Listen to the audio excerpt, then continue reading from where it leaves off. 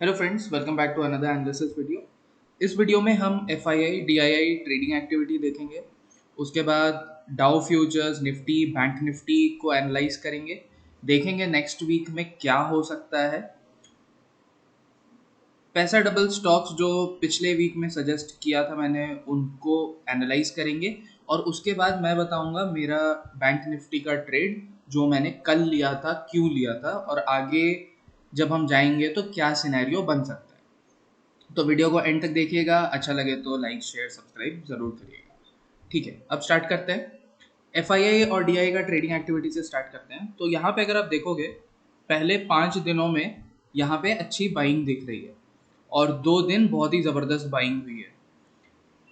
ये आप जो सेलिंग फिगर्स देखोगे, ये बहुत ही छोटा है। फ्राइडे का सेलिंग फिगर तो बहुत ही छोटा है, ये नेग्लिजिबल है।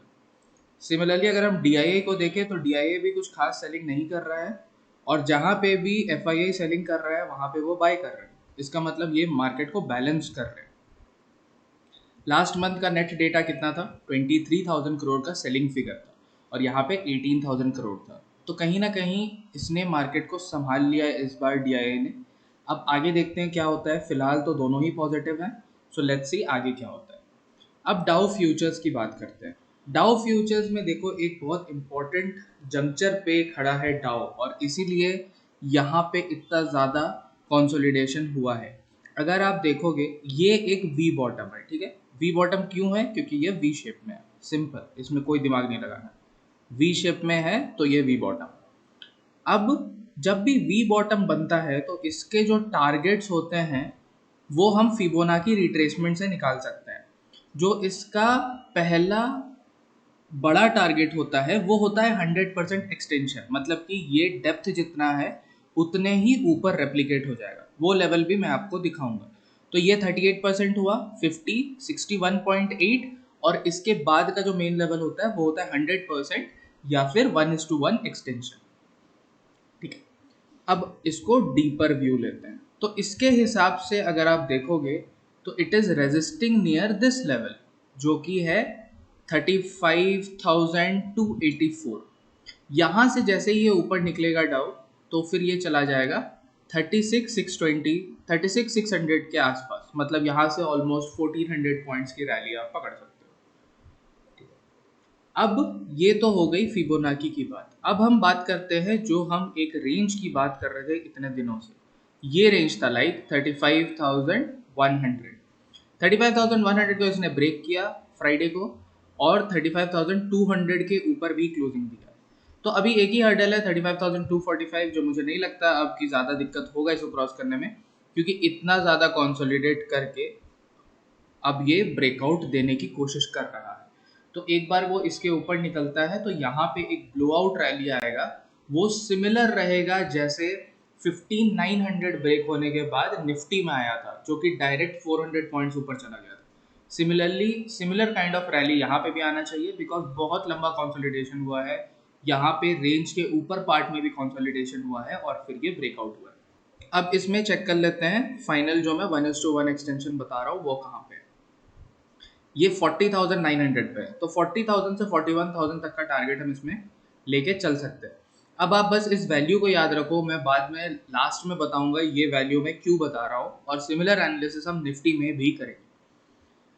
अब आप निफ्टी को देखो, निफ्टी में क्या चल रहा है। निफ्टी में भी अगर मैं इस वी बॉटम की बात करूं तो निफ्टी आउट परफॉर्म कर रहा है डाउ को, क्योंकि ये ऑलमोस्ट 70% के आसपास के एक्सटेंशन पे जा चुका है।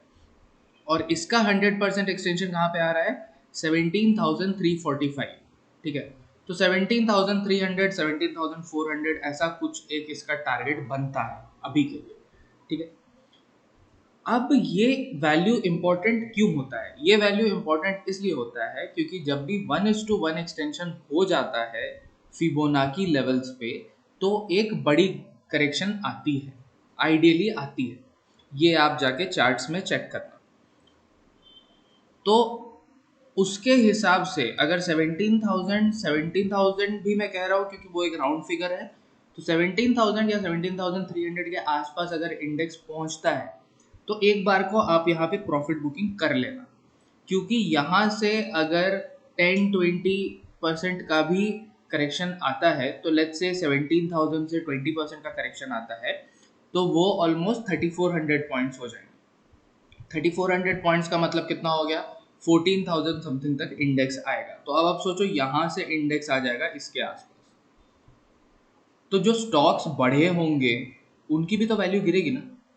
तो अगर आपके कोई शॉर्ट टर्म मीडियम टर्म वाले पिक्स हैं तो उनको आप एक बार को यहाँ पे बुक कर लेना, या तो फिर उनके स्टॉप लॉस को बहुत ज़्यादा क्लोज कर लेना ताकि आपको ज़्यादा अंदर ना पड़े। अब क्लोजर लुक लेते हैं कि इसमें हुआ क्या था। देखो ये रेंज था जो कि चलता आ रहा है जून से, लंबा सा रेंज। इस रेंज को ब्रेक किया निफ्टी ने on 3 August, that is Tuesday. उसके बाद ये यहाँ पे जाके अभी छोटा सा कंसोलिडेशन कर रहा है। अब आगे क्या हो सकता है, यहाँ देखो एक गैप है, तो निफ्टी ये नीचे आके इस गैप को फिल कर सकता है और उसके बाद कंटिन्यू कर सकता है। तो गैप कहाँ तक फिल होगा, गैप फिल होगा 16,134 तक, मतलब कि यहाँ से 100 पॉइंट्स की डाउन साइड हो सकती है। और अगर इस डोजी कैंडल के ऊपर निकलता है, ये वाली जो कैंडल है इसके ऊपर अगर इंडेक्स निकलता है, तो फिर यहाँ पे 16,500 तक के लेवल्स भी हम देख सकते हैं। डाउ ने रैली दी थी आफ्टर आवर क्लोजिंग, तो इसका मतलब ये भी हो सकता है कि हम गैप अप खुलेंगे अगर डाउ ऊपर ही खुलता है ऑन मंडे को। ठीक है, डाउ फ्यूचर अगर सुबह सुबह मंडे को ऊपर रहता है तो हम यहाँ पे गैप अप ही खुलेंगे, ये गिवन है। हम यहाँ कहीं 16,300 के आसपास खुल सकते हैं, और अगर 16,350 के ऊपर खुल गए तो फिर हम सीधे ऊपर ही जाएंगे। और यहाँ 16,500 का इमीडिएट टारगेट है। 17,000 17,300 पे आपकी नज़र होनी चाहिए पोजिशनली, क्योंकि वहाँ पे प्रॉफिट बुकिंग आ सकती है। अब बैंक निफ्टी को देखते हैं। देखो बैंक निफ्टी में एक बहुत इंपॉर्टेंट चार्ट स्ट्रक्चर है, ठीक है। अगर आप बैंक निफ्टी को देखोगे, अगर मैं यहाँ पे एक लाइन बनाता हूँ इस लेवल पे, एक मिनट ये दिख नहीं रहा है, ठीक है।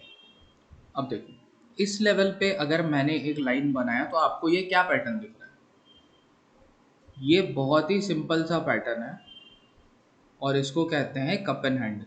मैं बना के दिखाता हूँ। ये हो गई आपकी कप और ये हो गई आपकी, यहाँ तक ले लो चलो, ये हो गई आपकी हैंडल, ठीक है। अब कुछ लोगों ने मुझसे पूछा कि ये तो ब्रेकआउट फेलियर हो गया। नहीं सर, ये ब्रेकआउट फेलियर नहीं है। कप एंड हैंडल का स्टॉप लॉस कहाँ पे होता है, कप एंड हैंडल का स्टॉप लॉस होता है जो हैंडल का डेप्थ है वहां पे। इस लेवल को ब्रीच किया क्या बैंक निफ्टी ने, नहीं किया ना, वो आके वहां पे हॉल्ट करके वापस चला गया, ठीक है।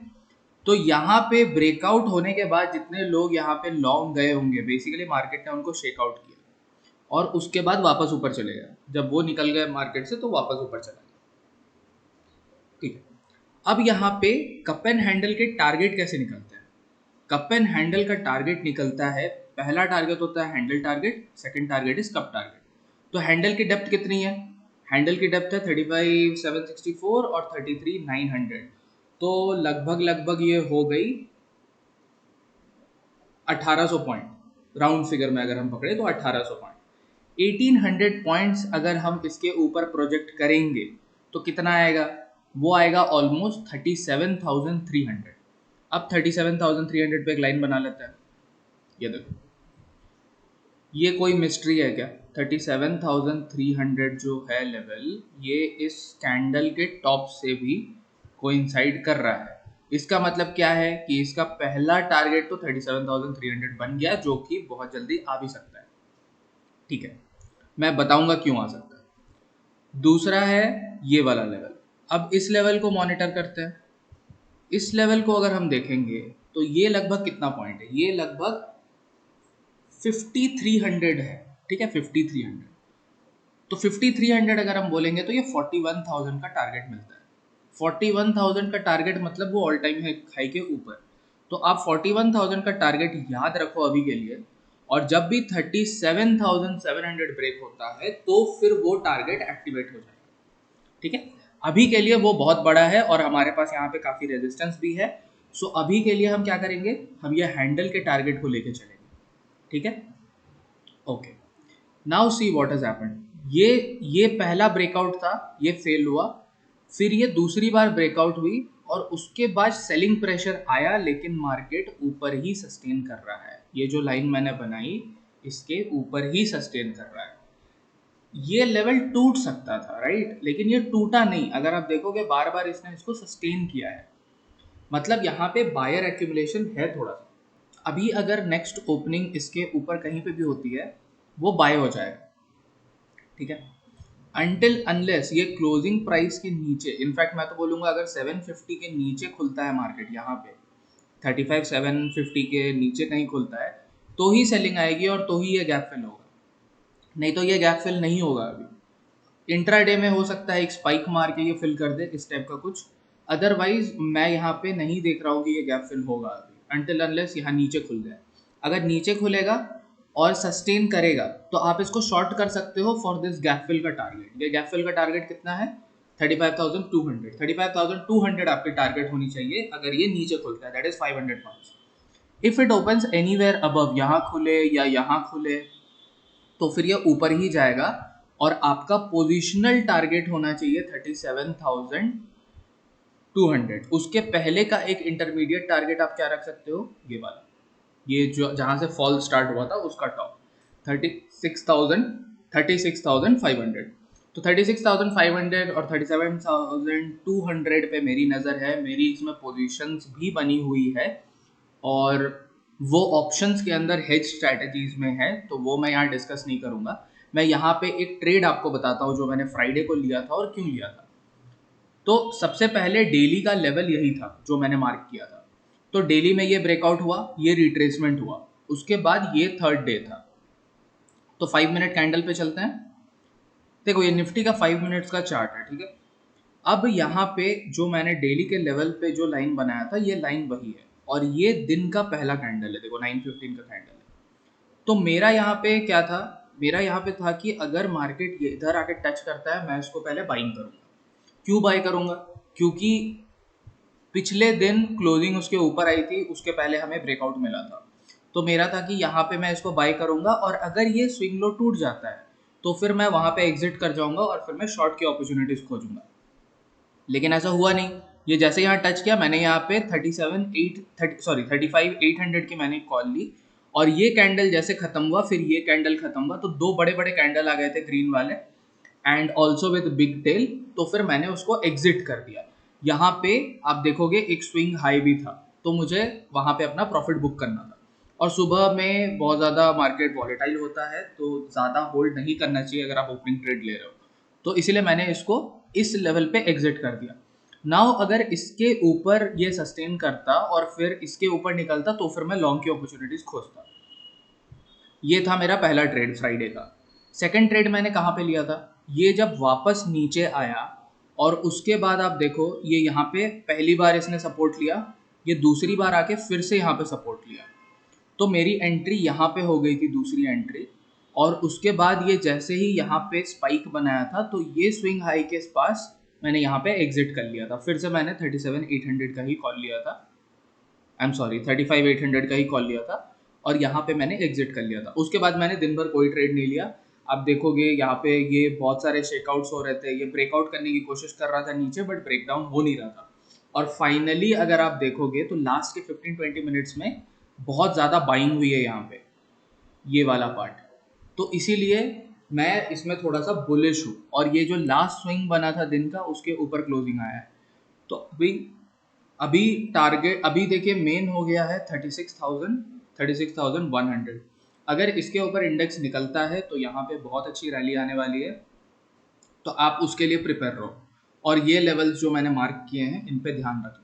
नीचे आया तो किसी भी केस में ये 35,200 तक जाएगा, तो उसका भी आप ध्यान रखना। अगर नीचे सस्टेन करने लगे तो you can short it with a small stop loss for 35,200, ठीक है। अब रिव्यू करते हैं, वीकली रिव्यू है तो हम वीकली चार्ट पे करेंगे और इन 5 स्टॉक को हम अभी से एवरी वीक रिव्यू करेंगे। तो आपको किसी में भी अगर डाउट होगा तो या तो आप मेरे टेलीग्राम ग्रुप में ज्वाइन करके वहाँ मुझे पूछ सकते हो, या तो फिर यहाँ जो मैं वीकली रिव्यू दूंगा आप उसके हिसाब से देख सकते हो। पहला है ग्लेनमार्क। तो ग्लेनमार्क में हमने क्या डिस्कस किया था, ग्लेनमार्क में डिस्कस किया था कि ये ब्रेकआउट के बाद रीटेस्ट है ऑन मंथली, तो यहाँ पे बाइंग अपॉर्चुनिटी है for further targets.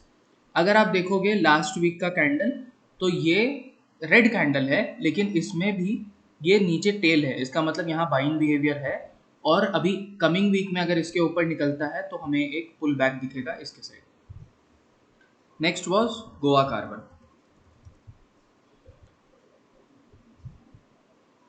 Goa carbon अगर आप देखोगे तो लास्ट वीक में ये बहुत ही अच्छा कैंडल बनाया है, ग्रीन कलर का कैंडल, हाई वॉल्यूम, और ये ऑलमोस्ट ये जो लास्ट स्विंग था इसको ब्रेकआउट करने की कोशिश कर रहा है। उसके पहले के वीक्स के ऊपर इसने क्लोजिंग दी है, और अभी अगर इस लेवल के ऊपर निकलता है, दैट इज 483 जो लास्ट वीक का हाई था, तो फिर ये सीधे 624 की तरफ बढ़ेगा, जो कि हमारा टारगेट है। तो यहाँ पे जिसने भी खरीदा होगा 420 के आसपास, तो 620 will be like 50% return for them, and they should be booking out यहाँ पे थोड़ा सा। और अगर आपको ट्रेल करके प्ले करना है तो फिर यहाँ पे टारगेट 766 और 820 के भी देखने मिल सकते हैं, जो कि यहाँ से डबल हो सकता है। Next was Ganesha ecosphere. Ganesha ecosphere आप अगर देखोगे तो इसमें पहले तो बहुत अच्छी बाइंग आई थी first half of the week में, बट उसके बाद ये थोड़ी सी सेलिंग आई है। तो यहाँ पे हम लोग चेक करेंगे कि ये सेलिंग में स्ट्रॉन्ग वॉल्यूम था या नहीं था। तो आप देखो, पहला जो दिन का कैंडल था, सॉरी ट्यूसडे का जो कैंडल था, उसमें 10% का राइज था और वॉल्यूम बहुत ज़्यादा था। फिर ये वाला जो डाउनफॉल है इसमें वॉल्यूम ज़्यादा नहीं है, which means this is a retracement and not a sell off. ये चीज़ आप ध्यान रखो, आपको जब भी कंफ्यूजन हो आप वॉल्यूम से कंपेयर कर सकते हो। तो जितने लोगों ने भी यहाँ पे बाइंग की होगी वो सब तो यहाँ नहीं बेच रहा है ना, which means it still has potential to go high. और कमिंग वीक्स में मैं इसको देखना चाहता हूँ कि ये और ऊपर जाए, तो इस पे आप नज़र रखो। बाकी अपना स्टॉप लॉस तो है ही, अगर किसी भी हाल में ये 470 के नीचे निकलता है तो फिर हम एग्जिट की सोचने लगेंगे। ना fourth stock was granules India, वो चेक करते हैं। अगर आप ग्रैन्यूल्स इंडिया देखो तो ये ब्रेकआउट हुआ था, जो हमने बात की थी मंथली लेवल पे ब्रेकआउट हुआ था, और ये वाला कैंडल अभी इसके ऊपर क्लोजिंग दिया है। It is a red candle but I am not concern, क्योंकि इसके ऊपर क्लोजिंग दिया है। और हम डेली में जाके देखते हैं कि सेलिंग वॉल्यूम है या नहीं। अगर आप डेली में देखोगे तो ये जो कैंडल था फोर्थ का, ये थोड़ा सा कंसर्निंग कैंडल है, और कोई भी अप मूव अब इसके ऊपर ही आएगी जब इसके ऊपर क्लोज होगा। लेकिन हमारे पास बैकलॉग में ये दो बड़े बड़े कैंडल्स भी हैं जिसके नीचे हमारा स्टॉप लॉस है, और ये सपोर्ट देने चाहिए। यहाँ पे एक रेंज भी क्रिएटेड है, तो ये भी वेट एंड वॉच है, स्टॉप लॉस लगा के इसको भी हम ट्रेल करेंगे। लास्ट था बोरोसिल। बोरोसिल रिन्यूएबल्स अगर आप देखोगे तो ये बहुत ही अच्छा 2 दिन लगातार सर्किट लगाया है इसने। और अगर आप इसका वीकली चार्ट देखोगे तो वीकली चार्ट में ये ब्रेकआउट हो गया है। हम लोग इस वीक में डिस्कस किए थे ना जब मंथली क्लोजिंग आया था कि यहाँ पे एक अच्छा वॉल्यूम है, अभी वो ब्रेकआउट हो चुका है। देखो इसकी हाई थी 333 और इसका हाई है 333.55, मतलब कि ये पहले वीक के हाई को भी निकाल दिया है, मंथ हाई को भी निकाल दिया है, and now it is ready to shoot towards 398 for the first target. जब 398 टूटेगा तो फिर ये डेप्थ कवर होगा ऊपर, और वो लेके जाएगा इसको 600 650 के आसपास। तो जिन्होंने भी यहाँ पे खरीदा होगा, ये जो डिप आया था, डिप कितने तक आया था, 300 का लो है। अगर आपने 300 पे खरीदा होगा तो 600 पे आपका पैसा डबल हो जाएगा। तो ये हम गोइंग फॉरवर्ड ऑब्जर्व करेंगे कि कैसे ये प्ले आउट होता है। ठीक है, इस वीडियो में इतना ही friends. Let me know in the comment section how you like it, और इसमें अगर कुछ एडिशंस वगैरह करना है तो वो भी बताइए, तो मैं गोइंग फॉरवर्ड उनको भी ऐड करूँगा। Thank you so much.